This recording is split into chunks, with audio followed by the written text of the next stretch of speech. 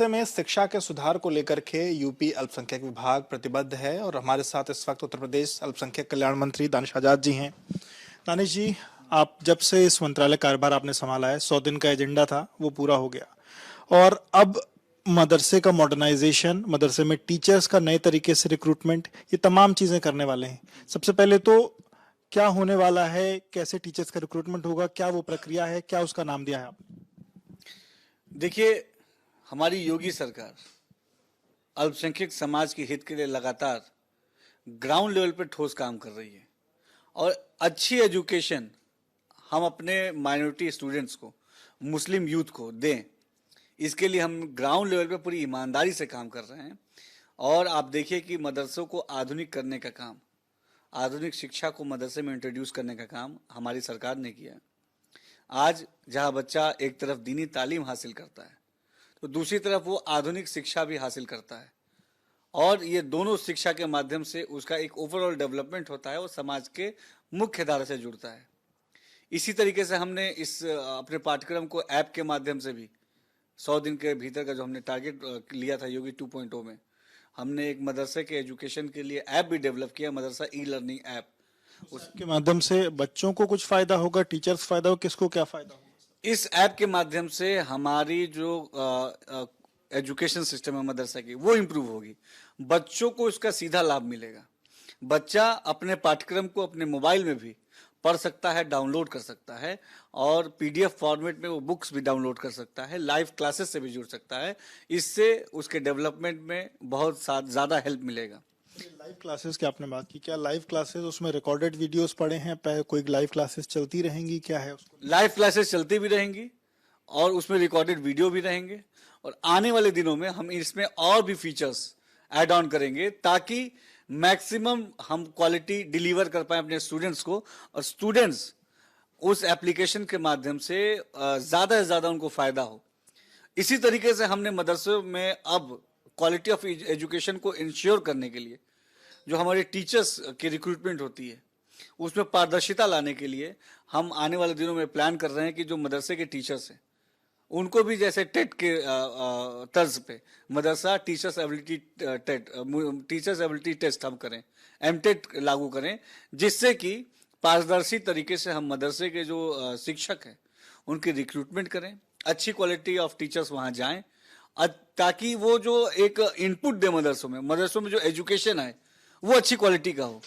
हमारा मकसद ये है कि हमारे मुस्लिम यूथ को हम अच्छी शिक्षा दें ताकि वो अच्छे तरीके से शिक्षित होकर समाज के मुख्य धारा में आए, तमाम चैलेंजेस और कंपटीशंस को वो अच्छे से फेस करे और समाज का और अपने कौम का नाम रोशन करे। आपने एमटेट की बात की, ये जो टीचर्स भर्ती होंगे, ये जो ऑलरेडी जो पहले से टीचर्स पढ़ा रहे हैं उनको लेकर के भी ये लागू होगा या जो नए टीचर्स भर्ती होंगे उनके लिए प्रक्रिया होगी?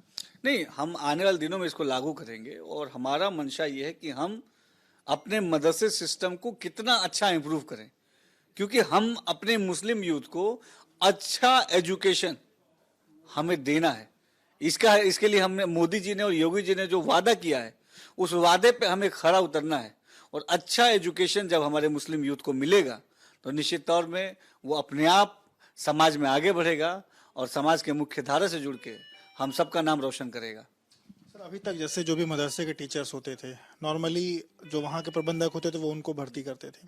अभी क्या इसके लिए प्रक्रिया, क्या पूरे प्रदेश में एक जो एमटेट आप टेस्ट की बात कर रहे हैं उसी के माध्यम से ही भर्ती होगी अगले साल से? इसको लेकर कैसा? आने वाले दिनों में हम ऐसा ही करेंगे ताकि सेंट्रलाइज्ड और पारदर्शी सिस्टम बने, ताकि हम जो है अच्छे क्वालिटी ऑफ टीचर्स मदरसों में रिक्रूट करें और मदरसे का जो एजुकेशन सिस्टम है उसको और हम बेहतर करें।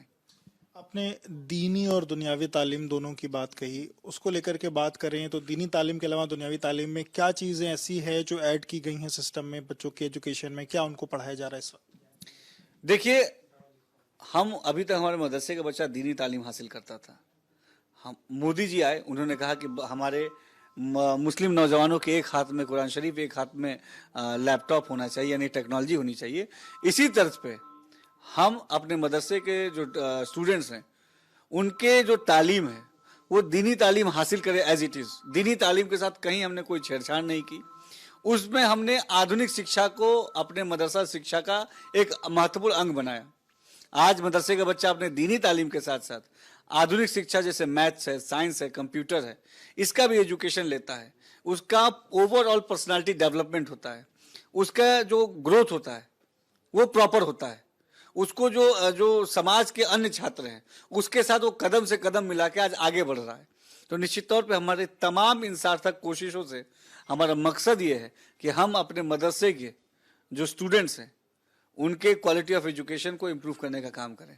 क्या इसमें कुछ ऐसा भी है कि मतलब 20% 30% दीनी तालीम होगी, बाकी बाकी सब्जेक्ट्स पढ़ा जाएंगे, ऐसा कुछ है? कोई ऐसा रेशियो तय किया है कितना क्या पढ़ा? कोई ऐसा रेशियो नहीं है। हम दीनी तालीम के साथ कहीं कोई छेड़छाड़ नहीं कर रहे हैं।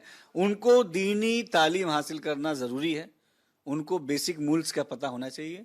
साथ ही साथ ये भी जरूरी है कि वो आधुनिक शिक्षा से भी जुड़े। ऐसा कोई रेशियो नहीं बना रहे हैं हम कि 80% 20% की 20%। हम प्रॉपर एक बैलेंस रखेंगे कि दीनी तालीम भी मिले और आधुनिक शिक्षा मिले। ये बैलेंस होना चाहिए, तभी उसका प्रॉपर ग्रोथ होगा, तभी उसको प्रॉपर जो डिलीवरी देना चाहते हैं, जो क्वालिटी देना चाहते हैं, जो आउटपुट चाहते हैं मदरसे से, वो तब होगा जब दोनों का बैलेंस रहेगा। हम दोनों को बैलेंस रखते हुए प्रॉपर वे में अपने मुस्लिम समाज के यूथ को आगे ले जाएंगे।